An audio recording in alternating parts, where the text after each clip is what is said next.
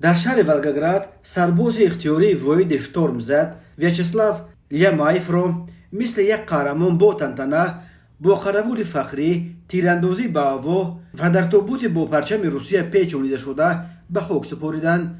لیمایف هنوز روز 4 ماه سال 2023 در نبردها در اطراف شهر باخموت کشته شد، ولی مراسم دفن او روز 15 ایول دایر شده است. بنا به گزارش نشریه محلی نووستی ولگگراد، او را در قبرستان نو نویه ورشیلوف شهر ولگگراد در علیه یا قطار مخصوص گروه های اشتراکیان عملیات ویژه حربی در اوکراین دفن کردند. نشریه خود رسان کرده است که سال 2017 برای زنده به زنده زیر خاک کردن و با چنین شیوه بی‌رحمانه و وحشیانه کشتن یک جوان تاجیک ویاچسلاو لیمایف به 17 سال و همسایه او الکساندر بولاک به 19 سال زندان محکوم شده بودند. لیمایف در عوض وعده آزادی با وزارت مدافع روسیه قرارداد بسته به جنگ ضد اوکراین رفته بود.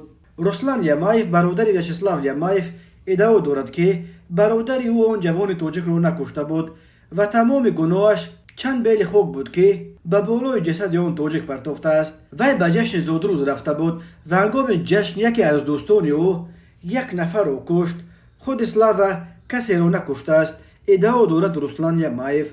اما تفتیشات و چندین دادگاه برگزار شده درباره نقش لیمایف در کشتار وحشیانه جوان تاجیک نظر دیگر دارند. این حادثه دهشتبار سال 2016 وقتی رخ داد که بولاک و لیمایف و آن جوان تاجیک در خانه بولاک زادروز جوان تاجیک را جشن می گرفتند. او آن روز به سن 22 رسیده بود و هنوز خبر نداشت که این آخرین زادروز او در زندگیش خواهد بود. در بین جشن با کدام سبب بین صاحب خانه و صاحب جشن جنجال برخاست. بولاک و لیمایف دو کسه جوان تاجیک را زورا به تاخانه برده در آنجا با تعدید کارد مجبور کردند که خودش با دستان خودش قبرش را بکند. بعد کندن چقوری بولاک و لیمایف آن تاجیک را زنده به زنده زیر خاک کردند. بنا به اطلاع رسلان لیمایف برادرش به چندین دادگاه جهت بازبینی حکمش درخواست داد و حتی نویل شد که دادگاه عالی روسیه حکم او را تا به 6 سال عوض کند، ولی دادستانی به این حکم اعتراض آورد و 17 سال حکم زندان لیمایف را دیگر باره برقرار کردند و به تغییر باقی گذاشتند. مقامات روسیه که در جنگ ضد اوکراین به کمبود شدید نیرو دچار شدند در عوض وعده عفو و آزادی هزاران محبوس را از زندان آزاد کرده به جنگ فرستادند.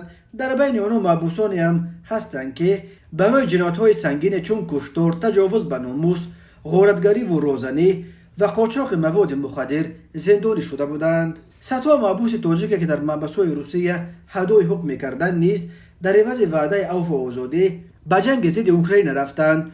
تا امروز درباره در اوکراین کشته شدن حدود 50 زاده تاجیکستانی خبرها به دست رسیدند. اکثر آنها محبوسانی اند که با امید آزادی زودتر جان خود را در اوکراین از دست دادند.